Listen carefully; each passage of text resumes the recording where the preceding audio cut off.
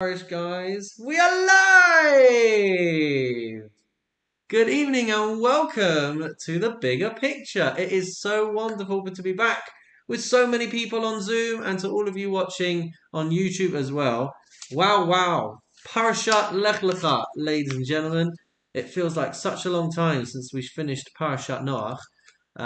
Before we start tonight, let's just say a few things. Let's say that, of course, questions are welcome, but for the duration of the session, we would ask that all of the questions that you may have are directed at the topics that we are discussing. If we have other questions, then that's what the after party is for. Once the cameras are off, once YouTube is off, we're all welcome to stick around on Zoom and ask any broader questions. But let's try and keep focused. It helps me as well, because if I start to lose my focus, then I start waffling, and we don't want that, guys, now, do we?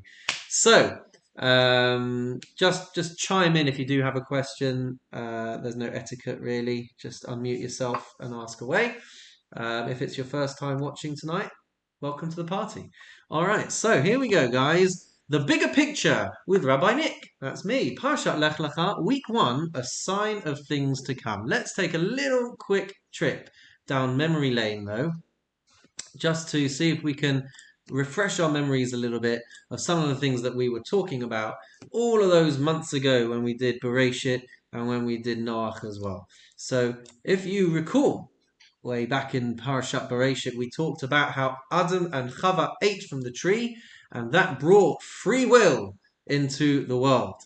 We talked about how Tov versus Ra is the challenge, the constant decision that we have to make in all of our lives. That is what free will initiates. And we saw, if you recall from Parashat Bereshit, there were 10 generations that went from Adam until Noach, during which time we see more and more Ra is overcoming the Tov, until we hit Parashat Noach, the generation of the flood, where we talked about a complete breakdown of boundaries, and Hashem has no other choice other than to dip the entire world into a mikvah, and that was the story of Noach and the flood on the ark and the animals and everything like that.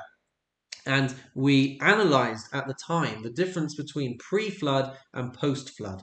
Pre-flood, the world reached a point of Rak Ra Kol Hayom, that there was just nothing else but Ra that personified the world as it stood then. And that's why he had to bring the Mabul, that's why he had to bring the flood. And then after the flood, there's a guarantee from Hashem that it's never going to reach that point again of Rak Ra Kol Hayom. Sure, there's going to be Ra Minurav. Sure, we're all going to have to go through a maturing process where we start off as children, as teenagers, as people who find it very difficult to choose Tov over Ra, but eventually we mature, eventually we grow out of that immaturity, that self-indulged, self-obsessed, and quite often self-harming mentality, and we progress and we move on. And that's the world post the flood. Oh, there you go. Adolescence, maturity, mikvah. What a great note that I wish I'd seen on the screen when I was doing that. And so post-flood, we also talked about the 3 sons of Noach. Who can remember what the 3 sons of Noach were called? I can see lips moving, but none of you are muted. None of you are unmuted. Shem, Ham, and Yafet. Thank you very much, Lawrence. And you weren't even on for Parashat Noach. Well done. So Shem, Ham, and Yafet. Pardon me? It was my Sedra. Oh, there we go. Well remembered. It's this weekend as well. This Shabbat is Parashat Noach. So Shem, Ham, and Yafet, who become the building blocks for the 70 nations, and we explored that either in the second or the third share of Parashat Noach, probably the third share. And then just as we were getting to the end of our final session, we touched on the 10 generations that help us reach Avraham Avinu, the founding father of our Jewish nation, and he becomes the 71st nation, the Jewish people. So Parashat Lech Lecha is picking up on Avraham's story. So Avraham is chosen to be the father of the Jewish people, And at the beginning of Parashat Lech Lecha, he leaves his home and begins his journey onwards to Eretz Yisrael, to the land of Israel. Now, you don't have to give me a show of hands if you don't want to, but have people had a little bit of a chance just to flick through Parashat Lech Lecha? If not, then don't worry, it's all going to be okay. If you've got a chance to flick through while we're talking, then do feel free to do so.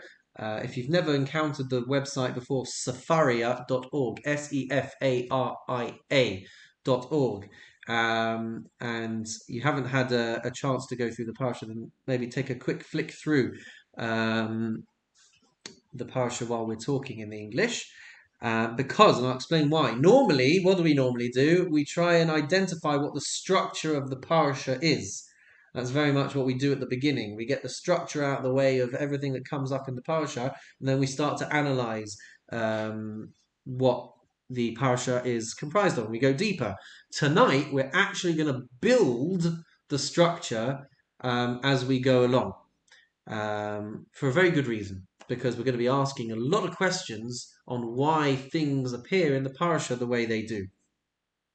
So we may have heard the story before. Lech lecha me'artzecha u'mimoladetecha u'mibeit avicha, that Avraham is told by Hashem that he has to leave his birthplace, leave his home, leave his family behind, and listen to Hashem and follow to where he goes.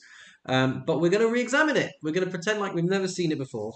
And we're going to go through section by section and ask some very basic and glaring questions. And when we've outlined what the parsha is about, and when we are totally confused, right, we're going to introduce one fundamental concept, which is going to be the foundation for essentially the rest of Bereshit. It's going to help us study the rest of Bereshit. And then as we go through the next few weeks of Lech Lecha and into the other parashas as well, we're going to keep drawing on this key concept, and we're going to keep building upon it, and we're going to see the bigger picture of the book of Bereshit, the formation of the Jewish people, and everything that comes along with it. So, are we ready? I've never seen such an energetic group of guys at 8:40 on a Monday night. So here we go. This may look familiar to you because we did actually bring it towards the end of Parashat Noach. If you can't see clearly on the screen, make me your spotlight or pin me, whatever it is, so that I fill your screen. And hopefully you'll be able to read the slide that is there. If you don't know what I'm talking about, then if you go to my little icon or whatever, there's 3 dots, and you can pin me or spotlight me or whatever it is. Give me a thumbs up if you're having trouble with that.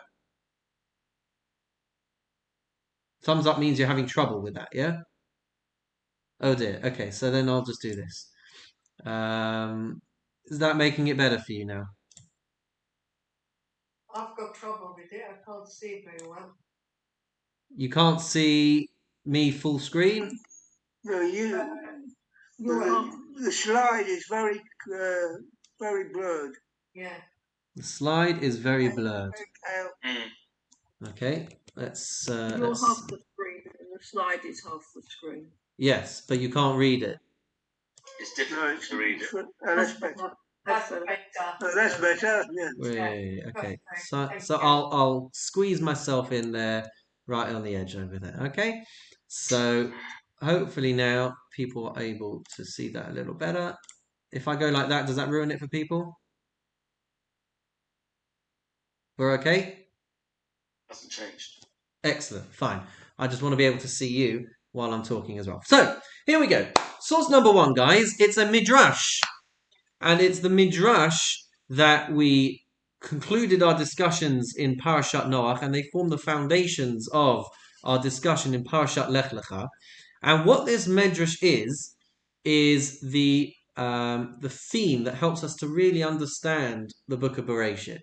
Okay, so we can go through it really in the English. Okay, Rabbi Berechia, in the name of Rabbi Nehemiah, said as follows. He brings a parable of a king who went from place to place.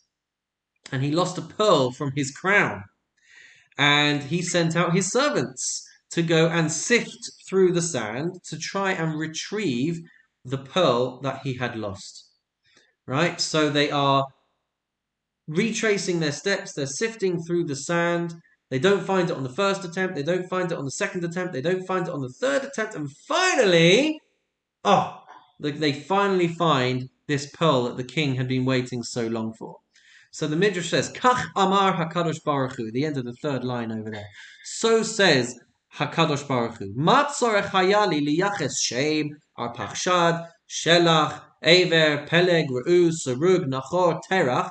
Why did the Torah at the end of Parashat Noach need to list the 10 generations between Noach and Avraham? Ela bishvilcha. The whole purpose of explaining those links in the chain, the 10 generations, was in order to reach Avraham. Avraham is the pearl in the sand.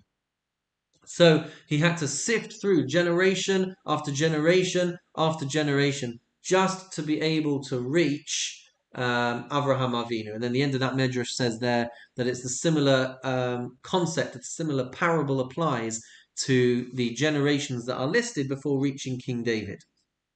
So based on this Midrash, Hashem sifts through the sands of history for 10 generations until he finally finds the pearl that was Avraham Avinu. All right, so that is our starting point, and from then Jewish history, as it were, can begin, and he becomes the 71st nation, as we said previously, and he is given the instruction to leave everything. Leave your birthplace, leave your home, leave your family, and establish yourself as this 71st nation. So underpinning the whole of the book of Bereshit is this issue of selecting. The parable of sifting through the sand to be able to reach Avraham Avinu. And then the first instruction, the very first thing, the first words said by Hashem to Avraham Avinu is select yourself out. All right, so let's have a look at these 10 generations. We had Adam and Eve, we had 10 generations to Noach. From Noach, we had 10 generations to Avraham, right? Sifting through the sand. And then, for the rest of the book of Bereshit, we're going to see that we've got Yishmael and we've got Yitzchak. And one of those people have to be separated, have to be sifted apart to be able to maintain that lineage that Hashem is looking for. And then we have a sifting and a selecting between Yaakov and Esav, sifting out again. And we follow the Yaakovic line, for want of a better word, okay? And that is what is underpinning, and the undercurrent of the whole book of Bereshit is this issue of selecting. So, with that in mind, we get to the beginning of Parshat Lech Lecha, source number 2. Vayomer Hashem el Avram, Lech Lecha me'aretzecha me'moladtecha me'beit avicha el haaretz asher ha'eka. That you have to leave. Separate yourself out to the land that I'm going to show you. Ve'esecha legoy gadol. And we're going to establish you as a great nation. Va'avarechecha. And I'm going to bless you. Va'agad shemecha. And I'm going to make your name great. Ve'heye bracha. And you are going to be the one to carry the blessing until everything else is separated and weeding out, so to speak. So he needs to select himself. He needs to leave everything behind. And where does he go? Well, here we have the page from the Tanakh. So if you haven't done your reading, you can quickly skim through over here. So the very next thing that he does is he goes to the land that Hashem is going to show him. Where is that land? None other than Eretz Canaan. That is where Hashem is leading him to. So he goes to Eretz Canaan. He takes Sarah, his wife. That would make sense, wouldn't it? Right? If you were going on a long journey, you would want your wife by your side. You want your partner by your side. So verse 4. So Avraham. By the way, we should probably point out over here that he is called Avram at this point, not Avraham. But for all intents and purposes, we'll probably interchange between the two names. So Avram went as Hashem had spoken to him, and Lot went with him. Avram was 75 years old when he left Haran. Verse 5, Avram took his wife, Sarai at this point, and Lot, his brother's son, and all their wealth that they had amassed, and the souls that they made in Haran, and they left to go to the land of Canaan, and they came. to the land of Canaan. So, Sarah, we can understand. He's been told to go, take your wife with you. Why not? But first question comes up straight away. His first instruction, Lech Lecha, leave everything, separate yourself. Why is Lot over there? The ultimate third wheel. Right? He's just been instructed to do something, to leave everything behind. And there, right in front of us, on the page, Lot has gone along with him. Vayikach Avram et Sarai ishto ve'et Lot ben Achiv. Why is Lot over there? He was supposed to separate himself, and yet Lot has gone with him. Okay. So, the very next story in the parasha, okay, after he gets to the land of Canaan, and so I think we need to go this way. Okay, the very next story in the parasha, after he settles in the land of Canaan, is what happens next? Take a look at verse 10. There was a famine in the land, and Avram descended to Egypt to sojourn there, for the famine was severe in the land. So, no sooner does he actually reach the land of Canaan than he straight away has to head off to somewhere else. And he gets down to the land of Egypt, and what happens over there? He gets very concerned. He gets very concerned that they are going to kill him in order to get to Sarah. So he has to pretend that they are siblings. And the next thing that happens after that is God sends terrible afflictions to Pharaoh's household, to Paro's household. And then he sends Abraham, Sarah, and Lot back out of Egypt. They're tremendously wealthy. They go back up to the land of Canaan, back up to Eretz Yisrael. And it's all a very strange story. Why did he have to go down? He sends him out to the land of Canaan, and the very next thing that happens is, immediately afterwards, he gets kicked out. And then he doesn't even get to stay in Egypt very long, because Paro kicks him out, and he gets sent back to Eretz Yisrael. So at the moment, we're just building our questions here. We're not necessarily needing to answer them yet. But hopefully what we can see emerging is a very confusing story over here. And then they leave Egypt and they come up with all of their wealth. Right? Chapter 13, verse 1. He left. Verse 2, he's very laden with livestock, silver and gold. Verse 3, he proceeds on his journeys. Verse 5, Lot went with him, also had flocks, cattle and tent. Verse 6, we come to verse 6. And the land could not support them dwelling together, for their possessions were abundant, and they were unable to dwell together. And there was a quarrel. And so what happens? They start arguing over being able to have land to graze. And so what happens is they split up.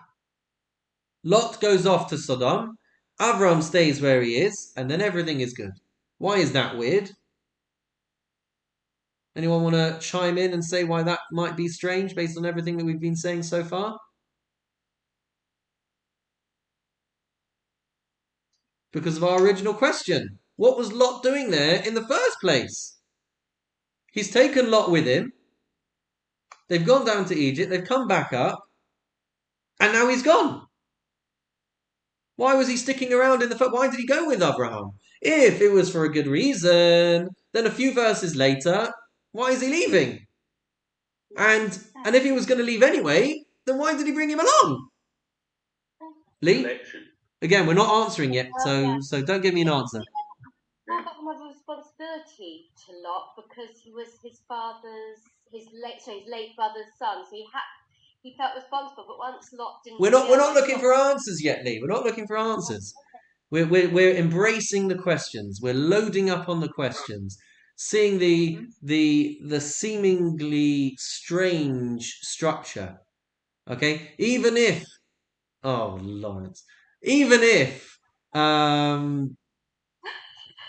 he did have a responsibility to him, Hashem gave him a very strict instruction. Leave everything behind. I don't care if you feel responsible to Lot. I've told you to leave everything behind. And yet he takes him with him. He allows him to come. Right? Now, if that was for a very good reason, then why is he leaving a couple of paragraphs later? And if it wasn't for a good reason, then he shouldn't have taken him. Anyway, so that's where we come to. Let's have a little look at the structure that we've seen so far. All right? Part 1, Lech Lecha. Go. Listen to me and go. Part 2, we had the descent into Egypt.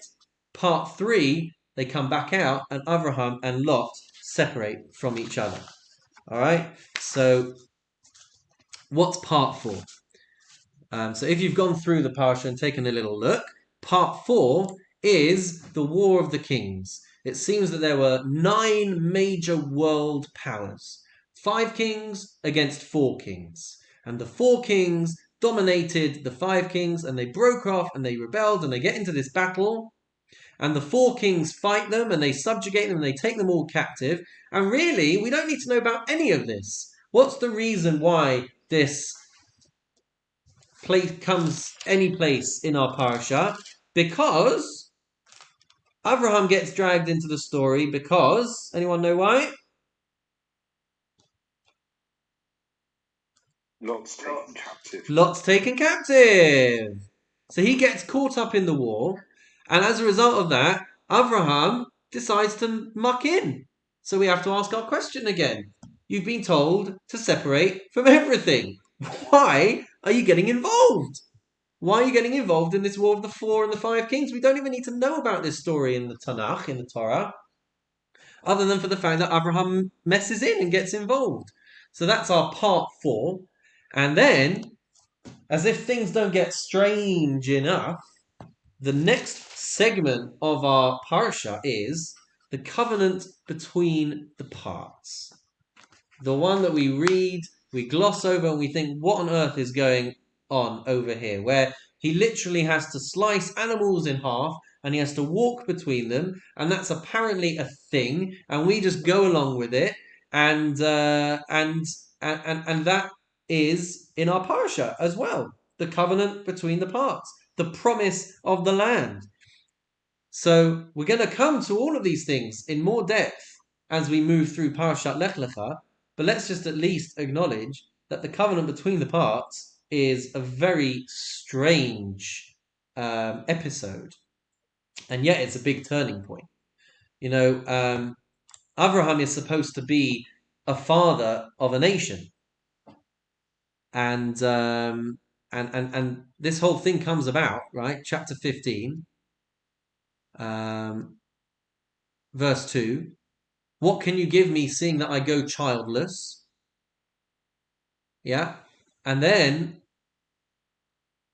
Hashem tells him to come outside, look at the heavens, count the stars, so shall your offspring be. And then the next thing he does is he tells him to take these different animals, these different creatures, and he has to walk between them, and somehow that's everything that he needs, right?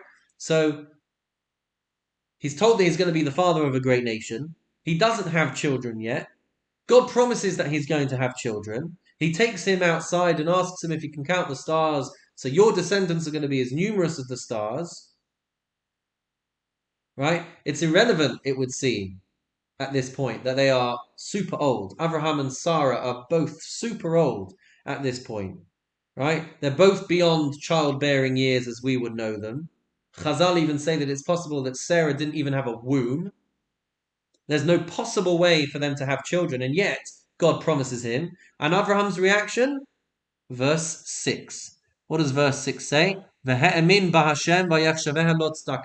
trusts Hashem, and he reckoned it to him as righteousness. He trusts in Hashem. He spent 70 years finding the God that is in control of all of the nature, right? And if God says that he's having kids, then he believes it. What an amazing thing. Okay, verse 7. He says, I am Hashem who brought you out of Ur-Kasdim to give you this land to inherit it. And then verse 8, how do I know that I'm going to inherit it? And then he says, take the animals.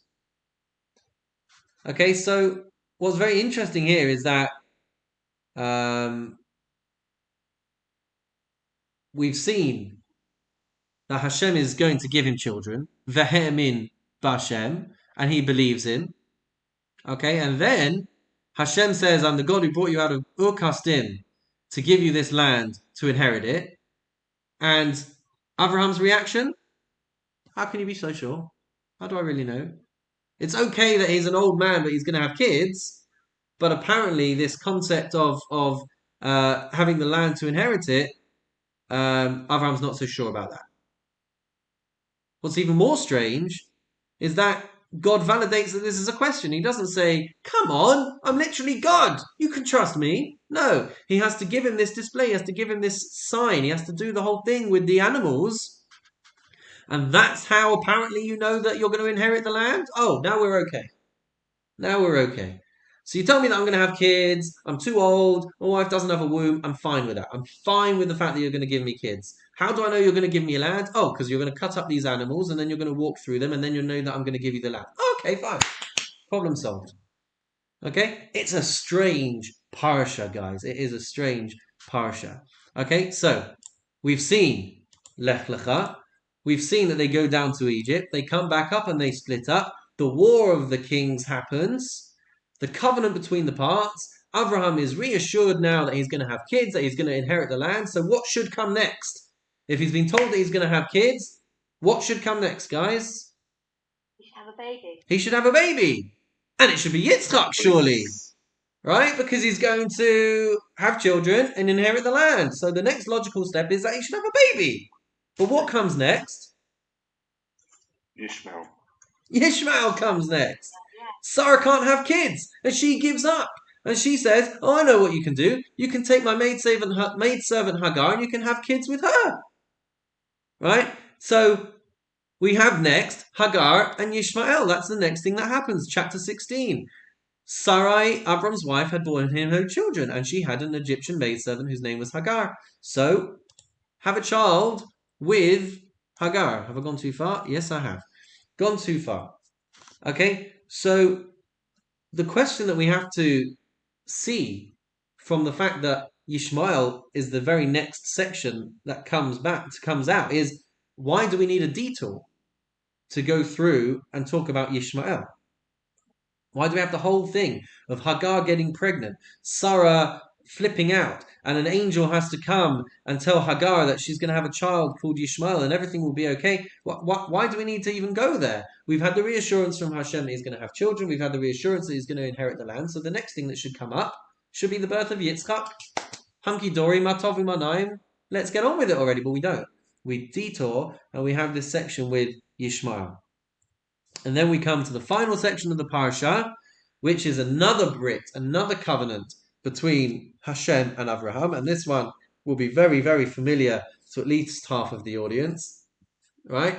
The second covenant is the Brit Milah. And in these verses, Hashem promises that Abraham is going to have children, and they are going to inherit Eretz Yisrael. And we see in chapter 15 at this point, and God says to Abraham, as for Sarai, your wife, do not call her name Sarai anymore. We're not going to call her Sarai. We're going to call her Sarah, and I'm going to bless her, and she's going to give you a son, and she will give rise to nations, and kings of people will rise from her. And Abraham's reaction, ladies and gentlemen? What? Verse 17. And Abraham threw himself upon his face and laughed. And he thought, shall a child be born to a 100-year-old man? And shall Sarah, a 90-year-old woman, give birth?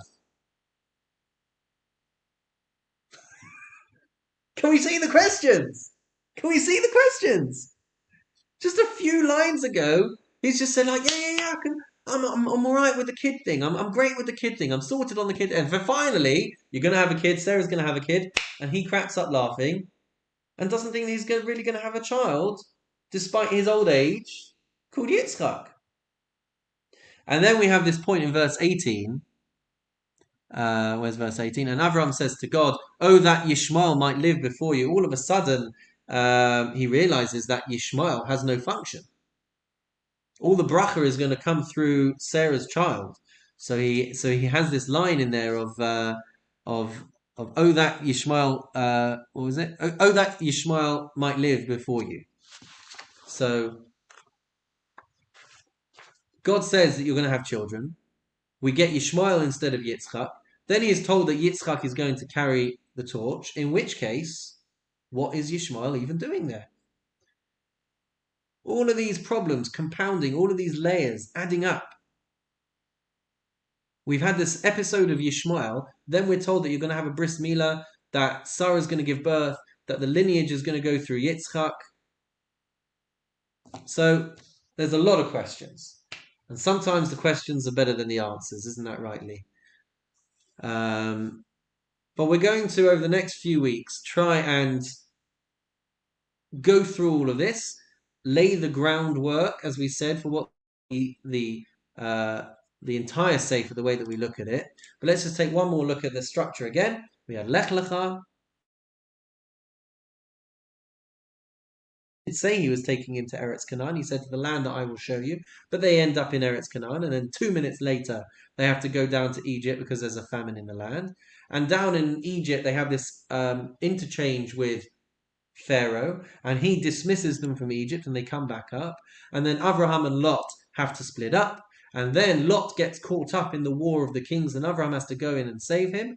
And then he questions, he says, I don't have any kids. How are you supposed to make me a nation if I don't have any kids? So Hashem says, don't worry, you're going to have kids. Okay, brilliant. Thanks a lot, God. What about the land? Oh, well, for the land, you're going to need to walk between these animal pieces. Oh, fine, very good. Okay, I'm going to get the land as well. And the next thing that happens is not the birth of Yitzchak, it's the birth of Yishmael. But then the next part after that is the Brit Milah, which guarantees that the lineage is going to go through Yitzchak, in which case, why did we have Yishmael at all? So, here comes the foundational concept, which addresses all of this, and is so important, and lays the groundwork for the whole book of Bereshit. The concept comes from the Ramban, from Nachmanides, and he creates the framework, and he says that this is essential. You can't understand the book of Bereshit without understanding these few words. Here comes the source, guys. It's a long one. Don't get scared. Says the Ramban, okay, picking up on the verse when he, where was it? When he's about to go down to Egypt, right? No, when he first comes to so that's where the Ramban picks this up. Okay, and he says, Omer lach, klal. I'm going to tell you a foundational principle. Tavin oto b'kol haparshiyot habaot, and through this klal, through this principle, you will understand all of the parashas. Without it, you won't. Be'inyan Avraham, Yitzchak, v'Yaakov. You won't be able to understand Abraham. You won't be able to understand Isaac. You won't be able to understand Jacob. You will not be able to understand anything. It brings the contexts to the entire Torah. V'hu inyan gadol. It is a huge issue, a huge matter. His kiruhu rabotenu b'derech ketzara. And our rabbis gave us a short phrase to be able to remember, which on the screen here is 6 words, but it then gets redacted even to 4 words later by a commentary called the Rashba. Okay, but this is how the Ramban phrases it. Kol ma she'ira la'avot siman labanin. Everything that happened to the patriarchs, to our forefathers, is a siman, is an indicator to what is going to happen to the children as well. So everything that happens to the Avot, to Abraham, to Yitzchak, to Yaakov, it plants the seeds, it lays the foundation, it paves the way and paves the road for everything that's going to happen to their children and beyond in generations still to come. Says the Ramban continuing, and that is why these episodes appear in Bereshit. V'lachen ya'arichu haktuvim b'sipur hamasaot v'chafirat ha'be'erot v'shar ha'makarim, and that is why the Torah, the book of Bereshit, it gives us all of these seemingly irrelevant and superfluous episodes. The journeys of the forefathers, the digging of the wells, which we haven't come to yet, all of the other events. We may think, ki'ilu hem dvarim miyutarim, they're superfluous. Ein bahem toelet. There's no purpose, there's no use to any of these. V'kulam ba'im lelamed al ha'atid. They all come to serve as a lesson for the future. Ki ka'asher yavo ha'mikre lenavi mishloshet ha'avot. When something happens, anything happens to one of these 3 forefathers, yitbonen mimenu. Think about it. Internalize it. Analyze it. Dwell on it. Yitbonen mimenu hadavar hanigzar lavo levazaro, because it's going to decree, it's going to show us something that's going to happen to the children later on, to future generations. Ulefichach, skipping out a chunk of the Ramban, but skipping a few lines later.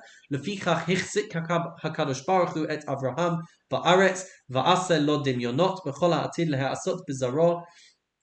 So it's for this reason, says the Ramban, that the Holy One caused Avraham to take possession of the land and then symbolically did to him all that was destined to happen in the future to his children. So all of the big kushas, all of the big questions that we've been having, that he has to go down to Egypt and come up and split from Lot and the war with the kings and the Hagar and Yishmael, all of that is painting a picture and showing that something that happens now to Avraham is going to happen again in the future in some way. It's going to inject the Jewish nation with the spiritual DNA to be able to overcome what they may face in the future.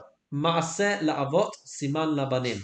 That is the phrase that you need to take home with you tonight. You're already home, except for Kathy. But if you go home with nothing else tonight, Ma'aseh avot siman labanim. I will say this at least once. Right? It is going to come up and resurface over and over and over again. Ma'aseh avot siman labanim. Unmute yourselves and let me hear you say it. All together. 1, 2, 3.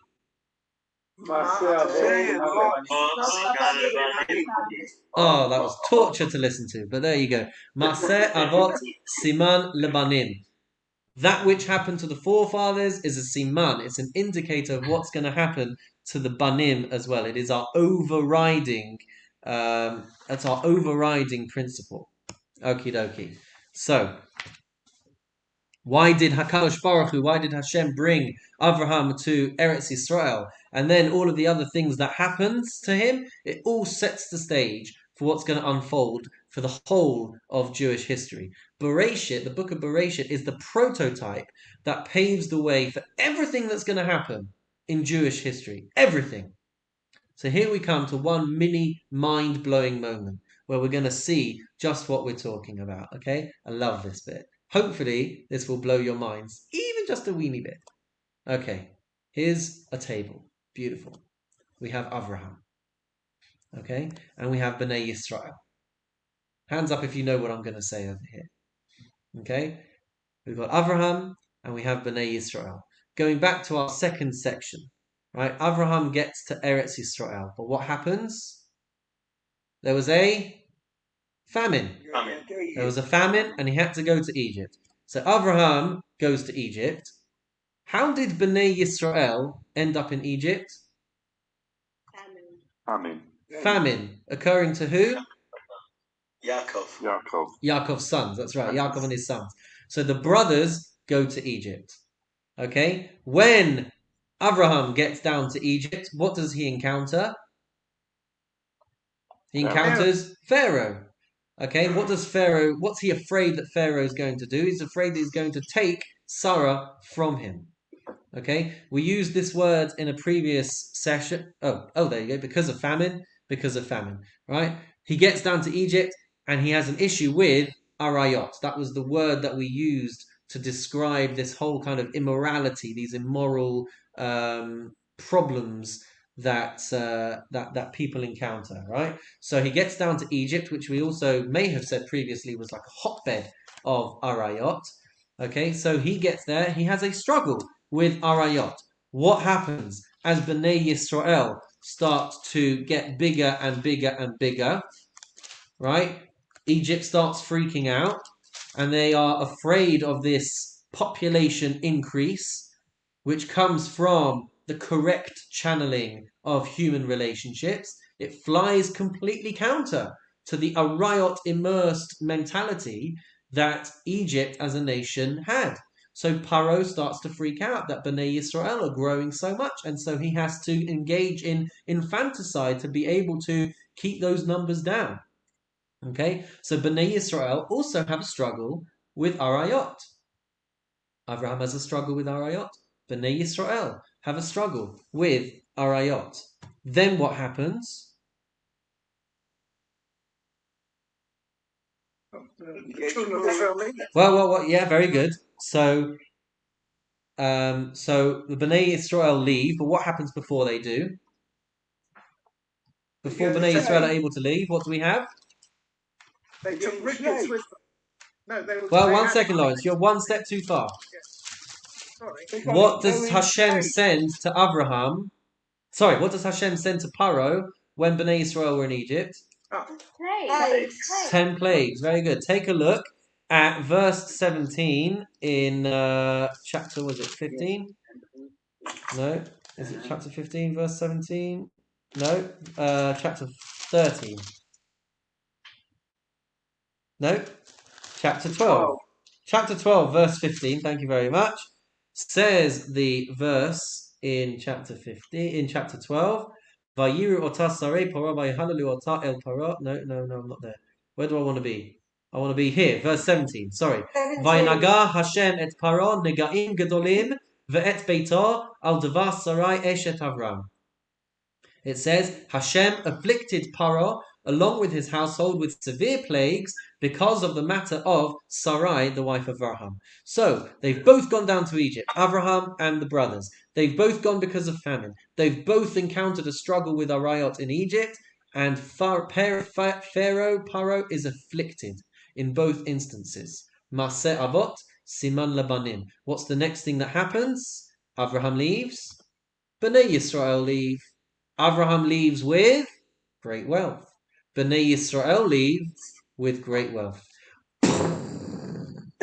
Mind-blowing moment, guys. Maseh Avot Siman Labanim, right there in front of us. If we have the bigger picture, if we're able to pull ourselves out and zoom ourselves out and see what is going on. It's an amazing, amazing concept. It's going to carry us through the book of Bereshit. And it's going to really help us to understand everything. That was an easy example.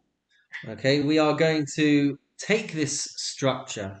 We're going to take the flow of this parasha. We're going to connect it, please God, next week to another huge concept, which we constantly refer to in Chazal, in Jewish sources. And it's going to help us understand the meaning of the covenant of the parts. It's going to help us understand the war of the kings. It's going to help us understand why Lot came along, right? Everything that we saw in our structure. It's going to help us understand all of that stuff. But, ladies and gentlemen, it's going to be next week. So that's where we're going to leave it for tonight. And please God, you'll all be back again next week.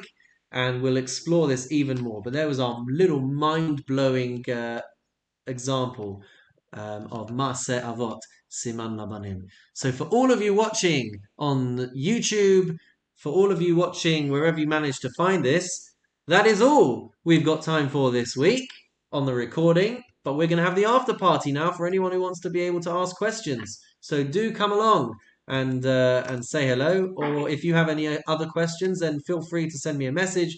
Feel free to ask away. I'm always available. I'll do what I can. But we're going to have the after party now on Zoom, and we'll see you all next time on The Bigger Picture. Take care.